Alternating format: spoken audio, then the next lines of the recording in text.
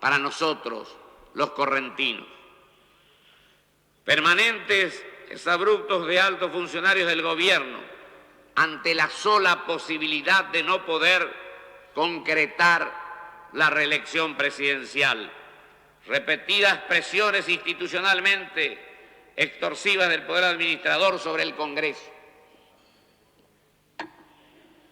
Sospechas sobre el procedimiento deseado para lograr la reforma constitucional, denunciadas a la sociedad, señor presidente, nada más ni nada menos, no por un opositor, no por un hombre que pertenezca a otro partido, sino por el propio exministro del Interior, doctor Gustavo Vélez Díaz Atrás.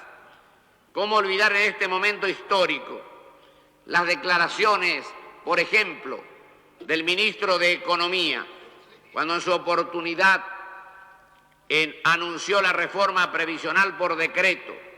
Por supuesto que ese decreto era de necesidad y urgencia, luego frustrado e invistiéndose de facultades casi clericales, sermoneó al Poder Legislativo por la demora en su tratamiento, caracterizándola de sacrilegio. Estas son las cosas que no podemos aceptar en silencio, señor presidente. ¿Cómo opacar los recordados dichos del actual secretario legal y técnico de la presidencia y voluptuoso impulsor de la reelección, cuando afirmó con tono soberbio, atribuyéndose la representación del pueblo, que no podía desperdiciarse un líder carismático como el presidente, porque una constitución obsoleta impedía su continuidad? Costó y cuesta comprender el porqué de estas exorbitantes declaraciones que en nada favorecen la reforma ansiada por el oficialismo y que tanto mal hacen a las instituciones del país, a las instituciones republicanas. Si examinamos los conceptos que vierten los medios de comunicación, si analizamos las encuestas efectuadas entre los integrantes de nuestra sociedad, vamos a concluir pacíficamente que hoy la comunidad argentina no alienta este tipo de declaraciones. Muy por el contrario, siguiendo la línea que al respecto impera en el mundo occidental, reclama de su dirigencia política debates de ideas, de propuestas, de soluciones, y no agresiones personales o partidarias que nos dividen y nos retrotraen a un pasado al que nadie quiere volver. Evidentemente, la obsesión reformista, o quizá, para decirlo más claramente, reelectoralista, es mala consejera y provoca en funcionarios responsables de los más altos cargos nacionales improperio que traslucen una ansiedad inadecuada en aquellos que pretenden reformar el estatuto base de nuestros derechos y de nuestras garantías fundamentales, de nuestras garantías elementales. Puede ser discutible, señor presidente, si nuestra Constitución requiere algunos cambios. Ella misma previó su modificación en el artículo 30. Puede ser discutible si el sistema debe flexibilizarse, si nuestra Constitución obstaculiza el sistema o el proceso de integración regional. Puede discutirse incluso si resulta conveniente la reelección presidencial en forma inmediata, es decir, si que transcurre el periodo intermedio que la Constitución establece. Toda idea propuesta por ciudadanos, partidos o sectores puede debatirse, ya que en esto consiste justamente el juego democrático. Pero lo que queda fuera de discusión es que la sociedad política, señor presidente, debe abordar el intercambio sobre la reforma con tranquilidad de espíritu, racionalizando las argumentaciones y con el respeto que se merecen todos, sin exclusiones, los sectores políticos y sobre todo aquellos que son contrarios a la reforma. Con esta actitud, con declaraciones como las criticadas, el oficialismo impidió el debate serio sobre la reforma, dispersó el consenso social y dejó secuelas en el marco institucional difíciles de remontar. Cada vez cobra mayor vigor ante los ojos expectantes de la sociedad que el verdadero planteo de la reforma se reduce a reelección o muerte. Lamentablemente parecería que aún en la Argentina de hoy algunos piensan que París bien vale una misa. No, la reforma no es oportuna. No encuentro de ninguna manera oportuno dejar las instituciones básicas de la República y los derechos elementales de sus habitantes en manos de ánimos candentes e irritables ante la mera contradicción a sus propios deseos. De esta forma, señor presidente, por estas causas imputables exclusivamente a estos sectores, el debate sobre la reforma arriba a este honorable recinto, a mi criterio, desgastado, maltratado, humillado, prácticamente, debo decirlo con respeto, pero con sinceridad, herido de muerte. Yo quisiera, de alguna manera en este caso, también hablar sobre el proyecto, sobre su origen, sobre su método y sobre su objetivo, pero sobreponiéndome al convencimiento sobre la inoportunidad de la reforma, he penetrado en el análisis de las propuestas del oficialismo, es decir, en la conveniencia o el porqué de la reforma. Consciente que la desactualización constituye en el mundo de hoy un pecado capital, imperdonable en la clase política. He reflexionado sobre la reforma, pero no puedo engañarlos ni tampoco engañarme. Cuando más analizo en general las causas que invoca el gobierno para sustentar la reforma, más afianzo mis concepciones opuestas a la misma. No encuentro conveniente, señor presidente, el proyecto oficialista, desde su técnica constitucional a mi criterio equivocada al pretender agregar un capítulo segundo a la primera parte de la Constitución que contiene desde la protección del medio ambiente hasta la constitucionalización de los reglamentos de necesidad y urgencia, pasando por la regionalización del país, la protección de la salud, el sistema de enmienda a un solo artículo de la Constitución.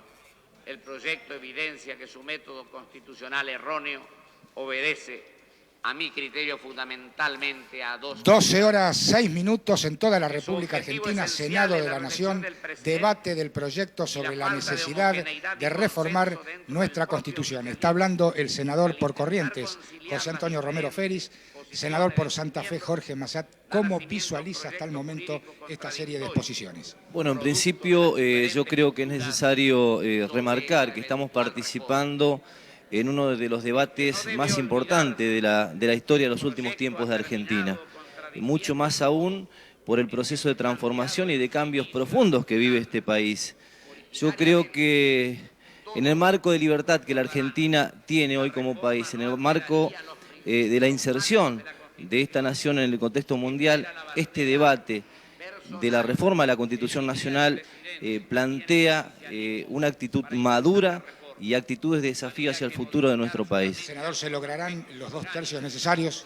Nosotros tenemos confianza, estamos trabajando con una actitud de diálogo, con una actitud integradora, con una actitud de consenso. Y en este sentido quiero remarcar de que siempre el justicialismo ha buscado el consenso. Y hoy yo lo puedo decir que hay representantes de 21 provincias del Estado Nacional que participan avalando con unos o con 2 representaciones senatoriales este proceso de reforma constitucional. Y esto es consenso. Dentro del marco del justicialismo tenemos un abanico de expresiones ideológicas y doctrinarias que realmente se diferencian y hoy están planteando un consenso aprobando y apoyando este proyecto de reforma. Gracias, senador Massat. Nosotros, 12:30, panorama informativo. Todo lo que acontezca aquí en el Senado de la Nación a partir de las 12:30 para todo el país. Y lo establecido en nuestra Constitución, porque debemos tener en cuenta, señor presidente, Ok, Chocho.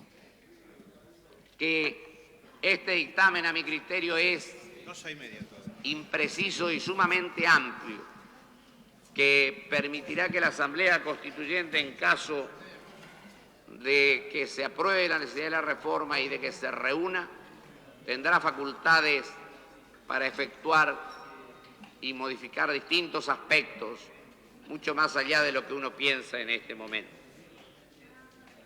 Por eso, lo que es destacado correctamente por el dictamen de minoría, ha destacado perfectamente al citar concepto del constitucionalista Miguel Padilla, destacando la amplitud del mandato que se otorga a la constituyente. Al decir de Padilla, un mandato sin contenido. También, como dije al comienzo, quiero decir brevemente que las reformas, o muchas de ellas pueden ser por ley, la mayor parte de las propuestas de reforma que pretenden demostrarse como necesarias, no solo no son urgentes, sino que pueden perfeccionarse por la vía legislativa. Por ejemplo, a mi criterio, tal es el caso de la preservación del medio ambiente, las formas de democracia semidirecta, la protección de la salud, la defensa de la competencia, del usuario y del consumidor, la promoción del acceso a la cultura, la ciencia y la tecnología, e incluso los reglamentos de necesidad y urgencia. Además, pienso que también en otros casos estos derechos se encuentran suficientemente protegidos, reconocidos por la vía de tratados, leyes y jurisprudencia, como el habeas corpus y el amparo, los partidos políticos y también el derecho a la información. Y ahora quiero mencionar también un aspecto que creo que es importante, el tema de la regionalización. Discrepo con él que se propone porque considero que existen altas probabilidades que se limiten perniciosamente las facultades de las provincias, que no olvidemos son preexistentes a la nación, alterándose nuestro régimen federal, que por la cláusula pétrea, que es la que tiene o la que contiene, mejor dicho, nuestro artículo primero, completa nuestra forma de gobierno cuando dice que la nación argentina se da para su gobierno la forma representativa, republicana y federal, y deviene también inmutable por integrar nuestra Constitución histórica. En cuanto a las intervenciones federales... ¿Le concede la interrupción, señor senador por corriente, señor senador por corriente? Sí, señor presidente. No, muy breve, es para adherir con énfasis a la caracterización que ha hecho de dos instituciones de la Constitución del 53, como es el federalismo y la república, y la ha calificado muy bien el senador por corriente. Las dos son las dos cláusulas pétreas de la Constitución Nacional. Cláusulas pétreas significa aquellas que no pueden ser modificadas ni aún por el mecanismo de reforma constitucional. Muy pocas constituciones tienen cláusulas pétreas, sí lo tiene la Constitución del 53 en estos dos aspectos, el federalismo y la república. Estos dos temas no pueden ser modificados. Le solicito una interrupción, señor senador, por corriente. Sí, coincidiendo con lo que acaba de expresar los senadores preopinantes, yo quiero recordar una antigua publicación de mi maestro, el doctor Linares Quintana, hace ya algunos años, donde escribió un artículo sentando una tesis coincidente. Él habla, recordando a un jurista americano, Heard, que las constituciones tienen un espíritu. Y cuando en un determinado momento se planteó si se podía hacer una reforma integral de la Constitución, Linares Quintana sostuvo que en modo alguno podía llegarse a alterar el espíritu de la Constitución, por ejemplo, implantando una forma unitaria de gobierno, porque eso en el lenguaje de la tecnología jurídica ya no era una reforma, eso era una destrucción, o sea, la extinción, la muerte de la Constitución. De modo que si por esa vía se llegaran a alterar principios fundamentales que están en el espíritu de la Constitución o cláusulas pétreas, como bien se ha dicho recién, no estaríamos entrando a una reforma de la Constitución, sino que por vía de la reforma estaríamos entrando a la destrucción, a la muerte o la extinción de la Constitución. Gracias, señor. Puede continuar la lectura, señor senador, por corriente. Le da la interrupción al señor.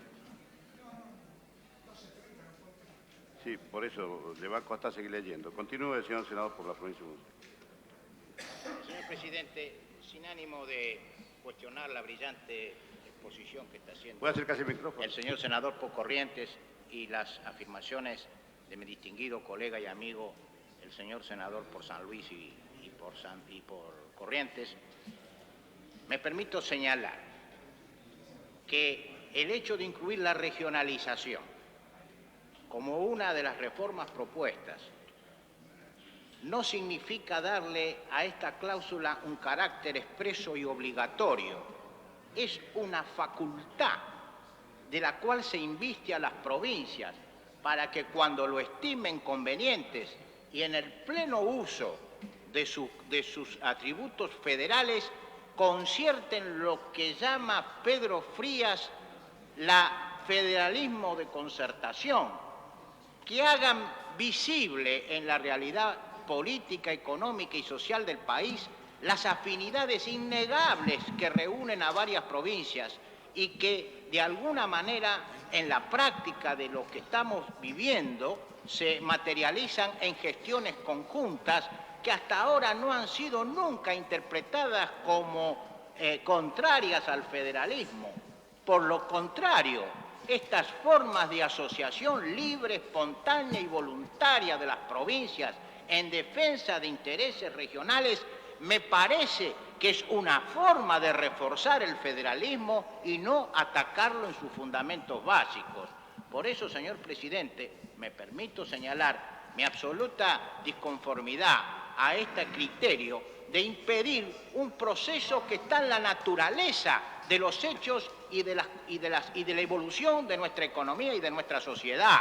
Es el mismo argumento que se quiere emplear para evitar que la Argentina, formando parte de un proceso universal, busque también la integración con sus hermanas vecinas o con otros países de la América Latina para llevar a cabo y poder de alguna manera eficiente asumir esta etapa de continentalismo que ya previsoramente fuera anunciada por el jefe de nuestro movimiento hace más de 30 años. Continúa el uso de la palabra el señor senador por Corrientes. Siento disentir simplemente con el gran amigo del senador Cafiero.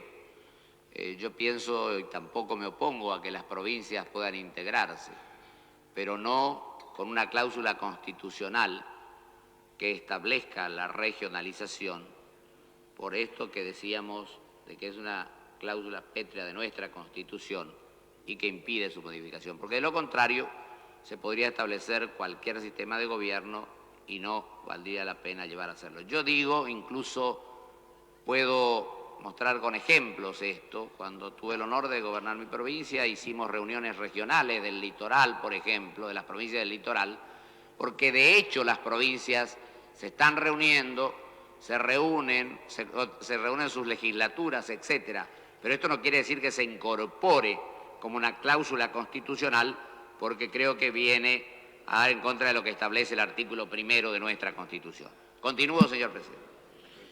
En cuanto a la intervención federal, la modificación que se propugna sobre el Instituto de la Intervención Federal a las provincias ya ha sido establecido claramente por la sana doctrina, por la correcta jurisprudencia de nuestro alto tribunal, como la única interpretación que cabe al artículo 6º de nuestra actual Constitución Nacional. Y en el caso de la intervención federal, por ejemplo, al Poder Judicial de mi provincia, el gobierno violentó groseramente estos principios y la Corte Suprema, con su mayoría adicta, evadió irresponsablemente el fondo de la cuestión a tal punto de merecer tremendos calificativos por parte de las disidencias de los principales constitucionalistas. La Corte escabulle y desvía el problema utilizando argumentos pueriles y falsos, dijo el gran constitucionalista Vidal Campos al comentar el fallo del más alto tribunal. También quiero referirme lo más rápidamente posible a los objetivos que dice tener en particular el proyecto. El dictamen establece expresamente en el punto 2, consideraciones particulares, páginas 9 y 10, una serie de objetivos tenidos en mira por los redactores al proponer las modificaciones. El inciso F habla de fortificar el control del poder. No temo equivocarme, señor presidente, al afirmar que nuestra Constitución implementa uno de los sistemas de control recíproco, de control de los distintos poderes republicanos que se ha logrado en forma lo más fielmente posible. Incluso cuando ayer se mencionaba que teníamos muchas cosas similares a la Constitución americana, por ejemplo, nosotros tenemos que el Poder Ejecutivo puede colegislar enviando proyectos, por ejemplo. En cambio, el Ejecutivo americano no lo puede hacer, tiene derecho a veto, pero no puede colegislar. Es decir, que quiero dejar perfectamente claro que nuestra Constitución es la que tiene muy claramente establecido el sistema de control de la división de poder. La lamentable ampliación de la Corte Suprema de Justicia del número de sus miembros, a la cual, por supuesto, me opuse en su oportunidad, las resistencias y las manipulaciones oficiales en el manejo de los juicios políticos, el nombramiento por primera vez en la historia del Procurador de la Nación, sin acuerdo del Senado, la triste situación actual de la Fiscalía de Investigaciones Administrativas, nos hacen dudar de los alcances que el proyecto pretende con dicha fortificación. El inciso C habla de asegurar la reforma del Estado. No creo, señor presidente, de ninguna manera que la Constitución haya impedido las importantes reformas emprendidas ni que impida su continuación. Sí, efectivamente, continuamos desde el Senado de la Nación. Si la Cámara me acompaña, por favor, Falcucci. Nos estamos aproximando, vean ustedes la cantidad de periodistas que hay acá en este lugar. Acá estamos precisamente con el representante de Canal 11. ¿Cómo le va, la implementación de políticas económicas tan adversas como las implementadas en 1973 y en 1989. El inciso A cita consolidar la democracia también y el está sistema Lulú, republicano. Y el inciso D, perfeccionar la función legislativa.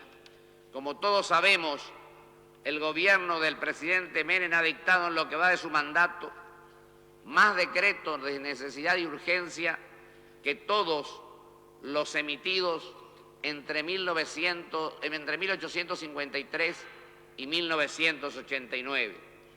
Ha reformado leyes por decreto y ha apelado incluso, lo menciono como simple ejemplo, a dichas normas inconstitucionales para mandar cemento a Bolivia en cumplimiento de una promesa presidencial, que es el decreto 1809/91. Cita el dictamen de minoría la más irrefutable prueba del desborde del Ejecutivo. El último decreto de necesidad y urgencia dictado por el Poder Administrador, que es el 1684/93, modifica leyes como el Código Aduanero, procedimiento tributario, previsión social, impuestos comparticipables, vulnerando las autonomías provinciales y el texto constitucional en su artículo 44 en cuanto a la iniciativa que le corresponde a la Cámara de Diputados en materia impositiva. ¿Contradicción o sutileza, me pregunto, señor presidente?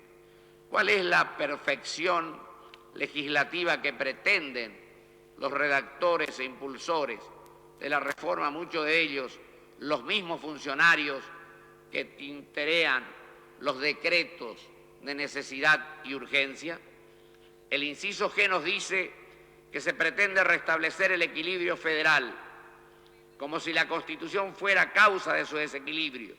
Este gobierno, como muchos otros, ha intervenido provincias por móviles políticos, sin el menor respeto a las instituciones locales, y lo ha hecho, como ya dije, con la colaboración de una Corte Suprema ampliada.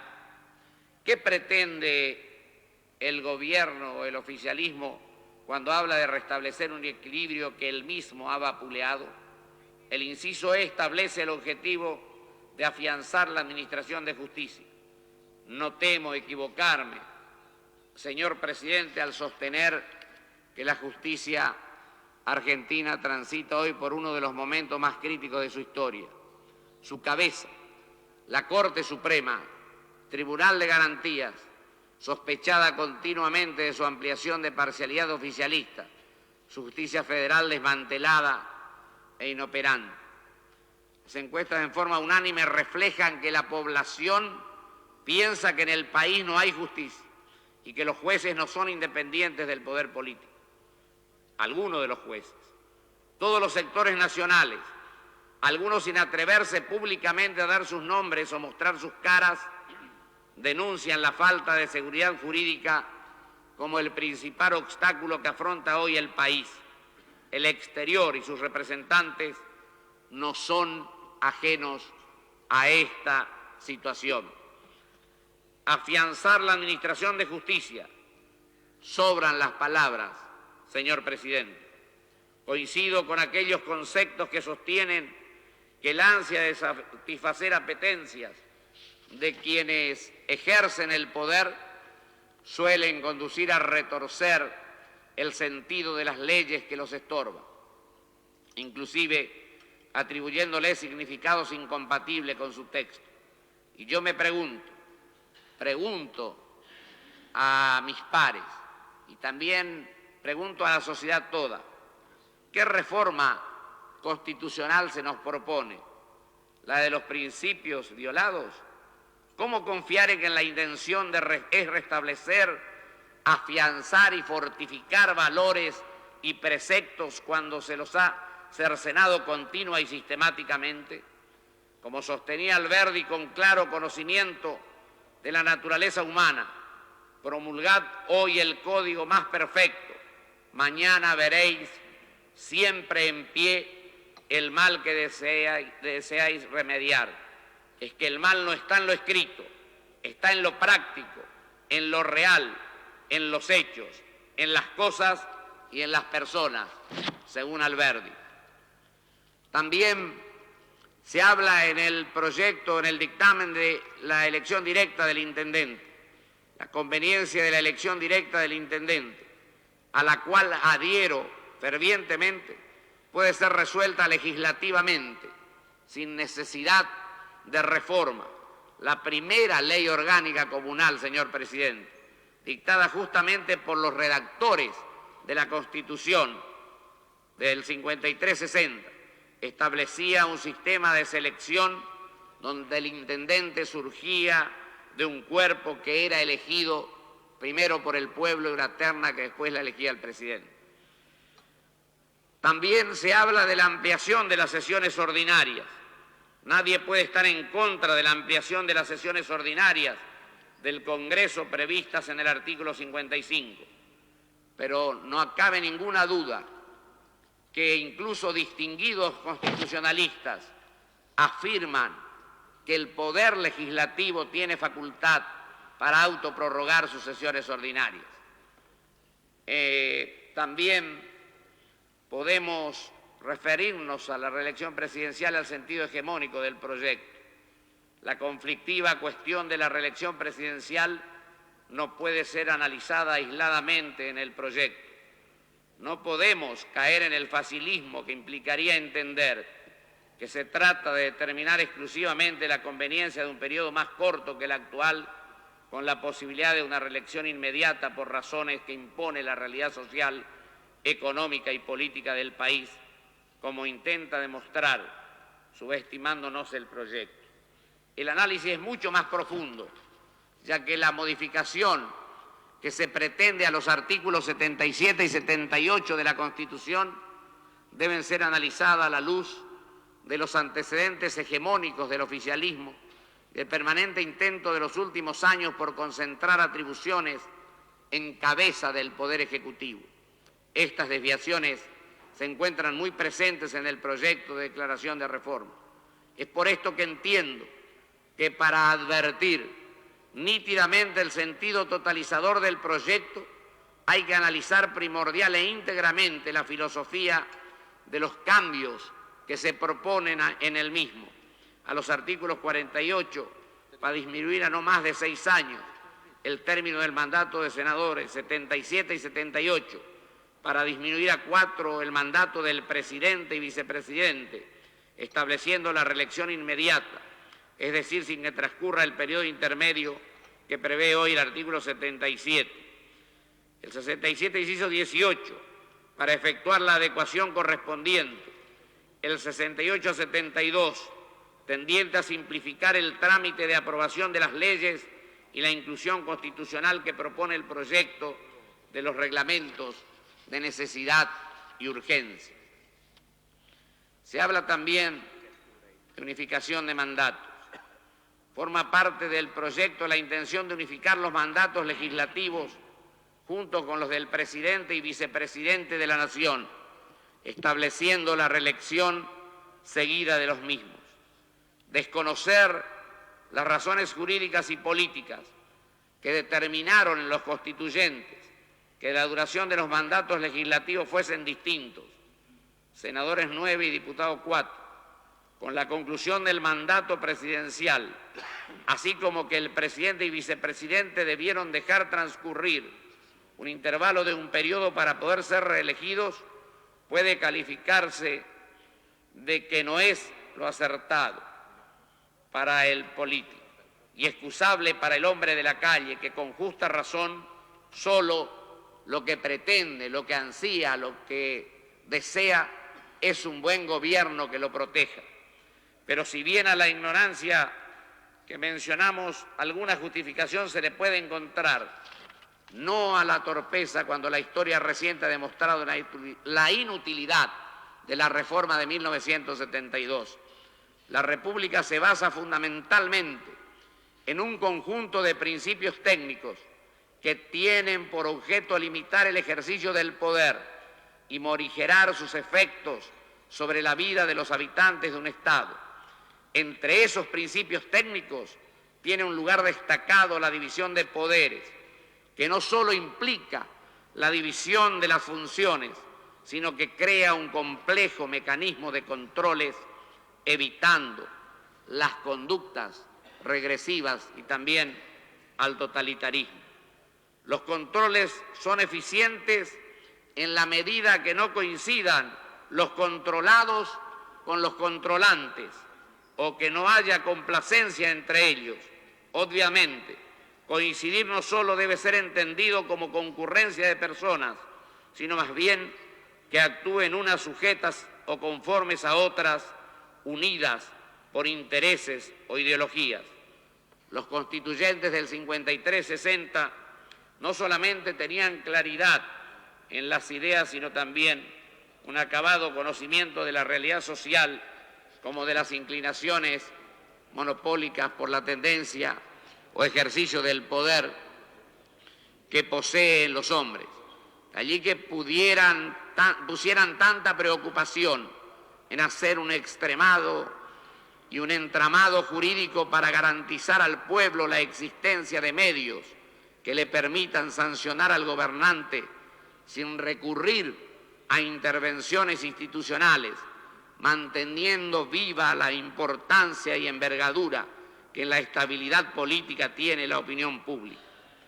No puede concebirse como una simple ocurrencia vulgar que no se haya dispuesto en la Constitución que los senadores, diputados, presidente y vicepresidente duren el mismo tiempo, sino que de esta manera, por un lado, se evita que una mayoría circunstancial reúna en un solo partido o expresión política las dos manifestaciones más intensas del gobierno, la legislativa y la ejecutiva, que incluso incide directamente en la elección de los magistrados judiciales como en las remociones.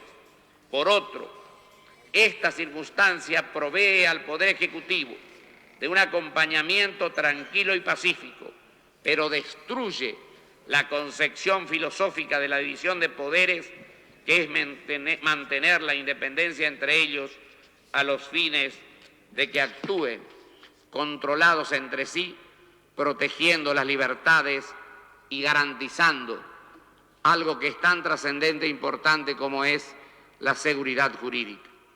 No es exagerada la metáfora si decimos que la intención de la eventual reforma propuesta por el Poder Ejecutivo es como colocarlo al pueblo una mordaza por 4 años, donde todo quedará librado a la voluntad de quienes hemos elegido, así como haya sido en un momento de pasión, de sección o simplemente de irreflexión. No soy de aquellos que creen que el pueblo no se equivoca. Es absurdo aceptar que el hombre en su individualidad puede errar y el conjunto de hombres no. Los pueblos libres solo se redimen de sus errores en otras elecciones. Por ello, el gobernante de la República debe tener siempre presente que el apoyo popular se gana cada día, se gana en todos los momentos, incluso con el más pequeño de los actos, pues debe gobernar para la sociedad en su conjunto, sin hacer diferencias ni dar prebendas, ganando y perdiendo simpatías con el coraje de enfrentarse periódicamente con el electorado en cada acto comicial. La regulación constitucional actual asegura que los controles institucionales sean realmente eficientes, que los cambios políticos que proponen los gobiernos sean moderados y que el pueblo mantenga viva su opinión en cada elección, colocando nuevos frenos si le ha perdido la confianza al partido político que gobierna o apoyándolo con una mayor presencia en el gobierno, en el Congreso. La intención de unificación y reelección que conlleva el proyecto de declaración de reforma olvida acaso la experiencia vivida por nuestro país cuando en 1972 se dispuso la reforma de los artículos 42, 48 y 77 de la Constitución, entre otros, de tal manera que los mandatos legislativos coincidían con el presidencial en 4 años. Con la reforma impuesta por el gobierno militar, asumió el general Perón la presidencia de la Nación el 12 de octubre de 1973 y con la Constitución reformada fue destituida Isabel Martínez de Perón el 24 de marzo de 1976, luego de los acontecimientos ocurridos en esos tiempos. Cabe preguntarse, ¿qué hubiera ocurrido si los mandatos no se hubiesen modificado y en 1975 hubiera habido elecciones legislativas? ¿Qué control eficiente podía existir con la mayoría abrumadora obtenida en el Congreso por el Frente Triunfante? ¿Qué posibilidades de alterar la composición del Congreso existía si recién las siguientes elecciones eran en 1977? Muchas gracias, Juan Carlos. Efectivamente, minutos después de las 12:30, prosigue aquí en el Senado de la Nación el debate sobre el proyecto de necesidad de reformar nuestra Carta Magna. Senador Eduardo Menem, hasta aquí. ¿Cómo puede usted definir lo que está aconteciendo? Bueno, ya han expuesto varios oradores desde ayer, hoy continuó la sesión. Creo que es un debate de jerarquía, por supuesto con distintos matices, distintas posiciones políticas. Yo creo que hasta ahora la exposición que ha efectuado el miembro informante por la mayoría, el senador Juárez, fue magnífica y no ha podido ser rebatida por los argumentos que están dando los que están en contra de la reforma. Sí, en contra de la reforma señalan que no es el momento oportuno, que no hay consenso. Eso es lo que dicen siempre. Cuando no tienen argumentos para oponerse a la reforma, recurren al trillado pretexto de la inoportunidad o de la falta de consenso. Yo quisiera que le pregunten a la gente en la calle a ver si hay o no hay consenso para la reforma. Ese es el consenso que interesa, el consenso de la gente más que el consenso de los dirigentes. ¿Logrará el justicialismo los 2 tercios, senador? Yo creo que sí, yo creo que los logra. Hay una versión de último momento que indica la posibilidad de que se produzca un cuarto intermedio hasta después de las elecciones del 3 de octubre. Bueno, es una propuesta del senador Bravo, ayer ha sido rechazada formalmente cuando la hizo al comenzar el debate, pero bueno, el bloque, él en su exposición la volvió a formular y el bloque seguramente la va a considerar. De todas formas, el justicialismo va a insistir en que se vote mañana. Sí, nuestro plan de trabajo es que se vote mañana, desde luego nada es inmutable. Muchas gracias, senador, le agradezco por la espera. Tuvimos que esperar algunos minutos hasta que empezara el noticiero, pero le agradezco mucho su gentileza. Juan Carlos, hasta aquí lo que está ocurriendo en el Senado de la Nación. Está hablando en este momento el senador por Corrientes, José Antonio Romero Feris, y volvemos entonces a Estudios Centrales con nuestro compañero Carlos Méndez. El circuito de concentración de poder cierra su círculo. Con el reconocimiento constitucional habla el presidente de dictar los llamados reglamentos de necesidad y urgencia ajenos a nuestra estructura republicana. Como es sabido, estas normas se insertan dentro de la conocida doctrina de la emergencia, que implica la restricción de derechos constitucionales. No hay duda que en nuestro sistema declarar la existencia de la emergencia y reglamentar la restricción de los derechos es atribución del Congreso. La reserva legislativa es indiscutible en 2 sentidos. El jurídico constitucional, nacido de las disposiciones de nuestra ley fundamental, que reserva a la ley formal la reglamentación de los derechos, artículos 14, 16, 17, 18, 20, 28, 67, inciso 11, 16 y 28. Y el jurídico político al disponer que la ejecución, poder ejecutivo, de la materia reglamentada no esté en las mismas manos de quien reglamenta, poder legislativo, manteniendo vivo el control institucional y la limitación del poder. A diferencia de las constituciones de Francia, artículo 16, de Alemania, artículo 115, España, artículo 86, apartados 1 y 2, e Italia, artículo 77, la Constitución argentina no prevé la posibilidad que el Poder Ejecutivo emita esta normativa, ni siquiera en circunstancias o momentos excepcionales que ninguno de sus textos refleja.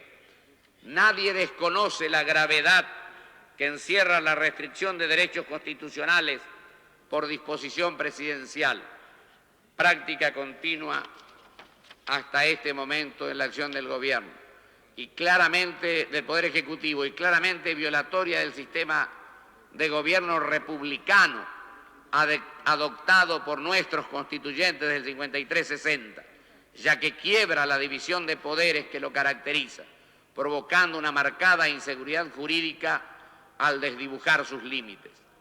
La fundada preocupación del país por el desarrollo creciente de esta actitud del Poder Ejecutivo, que en el fondo implica una verdadera subestimación a la capacidad de gobierno del Poder Legislativo, no puede tener recepción constitucional como se pretende. Esto es así porque se trata de normas ajenas a la filosofía de nuestra Carta Magna y porque la intención del oficialismo consiste en consolidar constitucionalmente las alteraciones al sistema que de facto ha introducido en su gobierno. Vale tener presente lo que decía José Manuel Estrada cuando en la Universidad de Buenos Aires manifestaba lo siguiente: las reformas constitucionales que alteran el organismo político envuelven serios y evidentes peligros, y no puede uno menos que preguntarse con temor si todas las sociedades republicanas están irrevocable y fatalmente condenadas a la inestabilidad, al cambio desordenado e imprevisor de todas las reglas de su vida. También se refiere el dictamen a los órganos de control y consulta. No coincido con otorgar rango constitucional a los órganos de consulta y control que se enumeran: Auditoría General de la República, Defensor del Pueblo, Procurador del Tesoro de la Nación, Consejo Económico y Social y Consejo de la Magistratura, proponiéndose la creación de una sección cuarta a la segunda parte de la Constitución. Al respecto, considero más conveniente la regulación legislativa por la mayor movilidad, adaptación y renovación que permite para órganos secundarios de control o consulta. También quiero referirme brevemente a la mayoría especial de los 2/3. Una mención aparte merece este tema, este intento del oficialismo de sostener jurídica y políticamente que la mayoría de 2/3 necesaria, según el artículo 30 de la Constitución, para aprobar la declaración de reforma, debe ser computada sobre los miembros presentes y no sobre la totalidad de los miembros de la Cámara respectiva, como establece nuestra Constitución, como establece nuestra Carta Fundamental. Esta posición, que nos retrotrae inevitablemente a otras épocas y a sus consecuencias por todos conocidas, denota públicamente, por un lado, la falta de consenso sobre la reforma y, por otro, la ausencia de limitaciones del oficialismo en su carrera desenfrenada hacia la reforma. Retorcer el sentido de las leyes, forzar la realidad histórica, desconocer las enseñanzas de años de desencuentros, reavivando rencores y divisiones, todo vale para lograr la fanatizada reelección del presidente. El artículo 30 establece que la necesidad de reforma, y lo dice claramente, debe ser declarada por el Congreso con el voto de las 2/3 partes al menos de sus miembros. La gran mayoría de los constitucionalistas coinciden pacíficamente en que esto significa que se requiere el voto favorable de los 2/3 del total de los miembros de cada una de las cámaras. Como argumenta la mejor doctrina, la referencia del artículo a sus miembros no está limitada en su acepción por ningún adjetivo, lo que implica alusión a la totalidad, ya cuando en la Constitución se quiere hacer referencia a los miembros presentes, se lo establece en forma expresa, en forma clara, en forma terminante, como se da en el caso de los artículos 45, artículo 51 y artículo 71. No existen argumentos consistentes para sostener la posición del oficialismo de hoy y de ayer, ni jurídico ni político. Desde el punto de vista jurídico, la comparación con lo establecido al respecto por la Constitución de los Estados Unidos es un argumento sin consistencia, desde el momento que el sistema de reforma de dicha Constitución es diferente al nuestro. Los antecedentes... ¿Me permite, señor senador? Sí, señor. Yo vengo observando que hay una violación permanente casi el artículo 184. Se puede leer por 15 minutos únicamente y acá se están dando grandes lecturas. Yo desearía que el cuerpo lo aceptara, si no en su defecto se va a manejar como un torneo de oratoria. Así que... Yo he leído parte y citas doctrinarias y jurisprudenciales que lo tengo que hacer y textos constitucionales, señor presidente. Pero también no lo he hecho en todo el tiempo. Tiene la palabra el señor senador por San Luis. Y que el debate sea lo más libre que se pueda hacer y que, por supuesto, se admita la lectura sin ningún límite. Hay una propuesta. Sí, señor senador. Presidente, este no es un debate cualquiera de una ley cualquiera. Este es el debate sobre la reforma de la Constitución, en donde las improvisaciones son muy riesgosas, tremendamente riesgosas, en donde el análisis del articulado meticuloso necesita fatalmente, acompañado de la doctrina de la jurisprudencia, antecedentes escritos. Yo por eso solicitaría que se haga una excepción para esta, porque no es una sesión cualquiera de la que está contemplado en el reglamento. Esta es una sesión, casi diría, que debiera ser académica, donde todos los antecedentes que van a quedar para la posteridad. Muchas gracias, Juan Carlos. Efectivamente, continúa el debate sobre este proyecto de necesidad de reformar nuestra Carta Magna. La opinión del senador Ricardo Branda, del Partido Justicialista de Formosa. Sí, bueno. ¿Habrá consenso? Mire, yo creo que el consenso está. Hay 11 provincias que los dos senadores van a participar y van a votar por la reforma constitucional. Y por lo menos uno de cada provincia de las otras restantes también está. Así que el consenso, si uno lo toma desde el punto de vista federal de la conformación del Senado, está. Ahora, si buscamos el consenso, la unanimidad, eso es imposible. Siempre sabemos que en estas cuestiones es imposible conseguir la unanimidad de todos los senadores. Pero si queremos buscar el consenso de la población, evidentemente tenemos que ir a un plebiscito o consultar con la población si realmente quiere una reforma o no. Senador Branda, a su criterio, ¿qué opina de la posición adoptada por el senador Bordón? Mire, la posición del senador Bordón yo creo que es una posición que a nosotros nos sorprendió enormemente, porque hasta el día de ayer, que se empezó a las deliberaciones a tratar acá en el recinto el tema de la reforma, de la necesidad de reforma, era una posición totalmente distinta, así que yo creo que vamos a ver el jueves cuál es la actitud de este compañero. Yo creo que va a reflexionar y bueno, nosotros estamos dispuestos a votar así perdamos, porque yo creo que es una cuestión ya de honor, de bajar al recinto, esto es lo que me hemos comprometido y él toma una posición distinta. Yo creo que el compañero ha de reflexionar y si no, bueno, nosotros no trajimos el tema acá. Acá este tema de la reforma constitucional la trajo el senador Cafiero, senador Oraldo Brito, cuando se acuerda en la oportunidad de que se iba a tratar en el Mar del Plata el tema, y bueno, dijimos, vamos a traerlo dentro del ámbito del Senado, y bueno, así esto lo estamos tratando acá. Hace 8 meses estamos debatiendo. Muchas gracias, senador. Continúa el debate, está en este momento haciendo uso de la palabra el senador autonomista de Corrientes, José Antonio Romero Félix. Faltando aproximadamente 10 minutos para el cierre de nuestro programa informativo del mediodía, propongo volver a Estudios Centrales. Sobre todos los argumentos jurídicos, en este caso especial, cobran mayor fuerza los fundamentos, a mi criterio, políticos. Que esta exigencia de mayoría especial encuentra su justificación en que la reforma de la Constitución es, como ya anticipé, la decisión más importante que pueda adoptar una nación en orden a su estructura jurídica. La Constitución es un acuerdo político entre los miembros de un país y la reforma de un pacto de esta naturaleza no puede hacerse jamás con una mayoría accidental.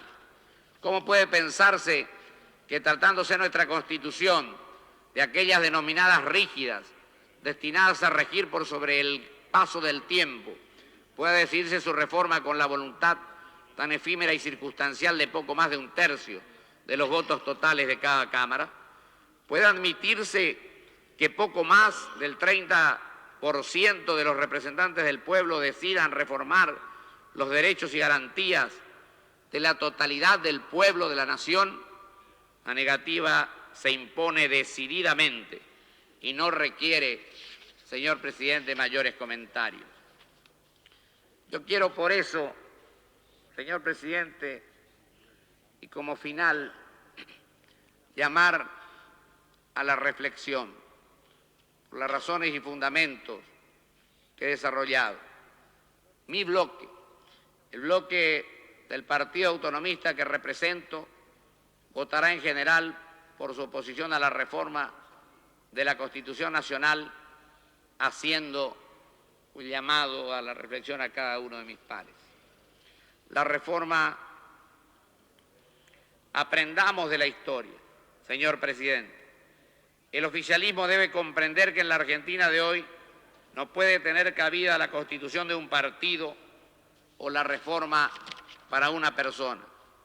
Semanas antes de morir, y por eso la lectura, voy a transcribir palabras del maestro Sebastián Soler, expresaba con sabiduría: lo que ha ocurrido y ocurre en el país no proviene de deficiencia de nuestra Constitución. Casi no hay un mal político grave que no provenga o bien de la violación directa de sus preceptos o de la astuta e infiel interpretación de sus principios. no sacrifiquemos, señor presidente, los logros incorporados en los últimos 10 años, que por cierto han sido varios. Trabajemos sin descanso por el país, satisfaciendo tantos requerimientos básicos aún pendientes. Recién entonces se habrá gestado la conciencia que nos encaminará hacia la reforma, una verdadera reforma que se sustente en un amplio consenso, ajeno a la fragilidad impuesta por cualquier cálculo electoral. Mientras tanto, señor presidente, ¿quién puede dudar de la vigencia de nuestra Constitución cuando a 140 años de su sanción el mundo proclama el triunfo del sistema que la misma ha instituido? Nada más, señor presidente. Por San Luis. Señor presidente,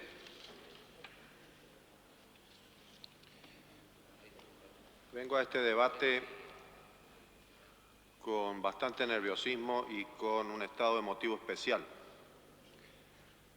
porque en mi condición de senador por el Partido Justicialista vengo a oponerme a este proyecto que se ha iniciado con la firma de 29 senadores del justicialismo. Y me he visto en la obligación moral de renunciar al bloque que pertenecía y conformar un bloque unipersonal para tener la libertad moral de poder criticar no solo el proyecto, sino criticar también las formas como se está intentando instrumentar esta reforma constitucional. Y quiero también expresar que he conformado un bloque unipersonal para tener la independencia suficiente y no tener que estar sometido a las reglas de la disciplina de un bloque, teniendo en cuenta que tratándose de una reforma de la Constitución, donde está en juego la soberanía nacional, donde está en juego la unidad nacional, donde está en juego las autonomías provinciales, por supuesto que un bloque no puede contener el pensamiento de un senador. En esta situación es que me introduzco en el debate.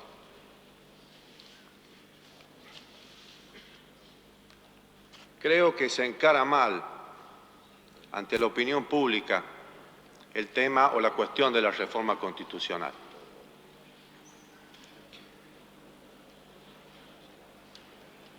La gente está convencida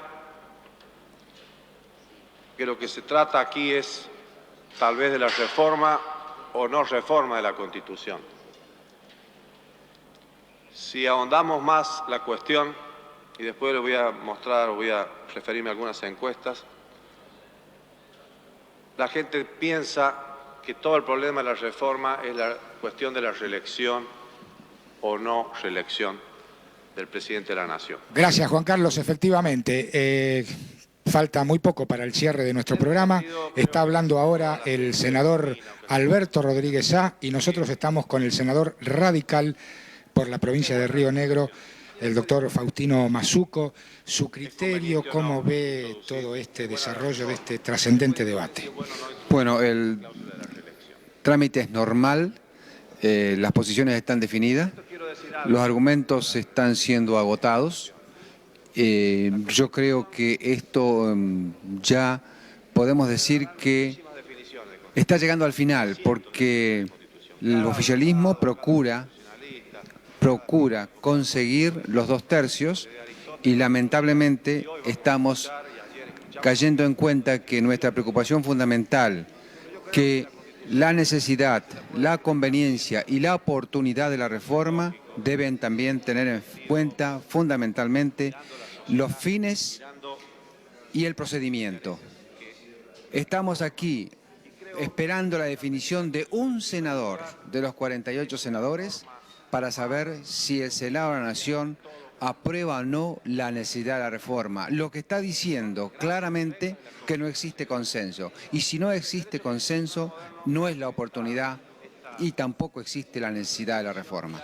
A su criterio, senador, ¿existe la posibilidad de que este tema pase a un cuarto intermedio hasta después del 3 de octubre? Es una de las posibilidades que esté abarajado. Es una de las posibilidades. Una posibilidad es que se traslade hacia adelante, una posibilidad es de que se vote y se apruebe o se desapruebe. El radicalismo no tiene consenso. En este momento, como están las cosas, el radicalismo no da el consenso. Y de ninguna manera nuestro voto va a ser positivo. Va a ser como lo hemos sostenido, hemos firmado, todos los legisladores, nosotros nos oponemos a la oportunidad porque no hay consenso. Muy bien.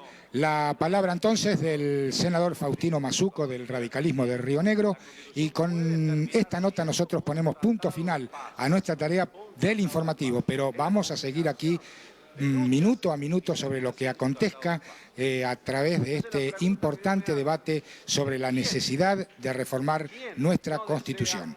Ustedes entonces en Estudios Centrales. Yo creo que nadie en la sociedad va a decir que no desea mejorar las reglas de convivencia. Y en este sentido, yo creo que ningún senador, ningún legislador, ninguna legislatura se va a expresar en contrario. Todos deseamos mejorar las reglas de convivencia.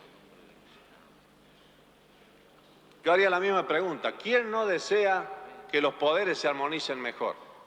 Y todos deseamos que los poderes se armonicen mejor, que convivan dentro de la sociedad los intereses económicos con los intereses de los trabajadores, que en una sociedad puedan desarrollarse plenamente los intereses o los grupos intelectuales o el desarrollo de la educación o todo lo que conforman los poderes, los haces de poderes que conforman los poderes de un Estado. Todos deseamos que se armonicen mejor. ¿Quién no desea ser protagonista o escribir un tratado de paz? Esto es lo que anhela todo hombre prudente, es lo que anhela todo hombre que tiene por finalidad el bien común, firmar o ser parte de un tratado de paz. Qué glorioso para una generación firmar un tratado de paz. Entonces es muy sano el pueblo argentino cuando le preguntamos si es o no reformista y dicen que sí, que somos reformistas o que cada uno de nosotros es reformista.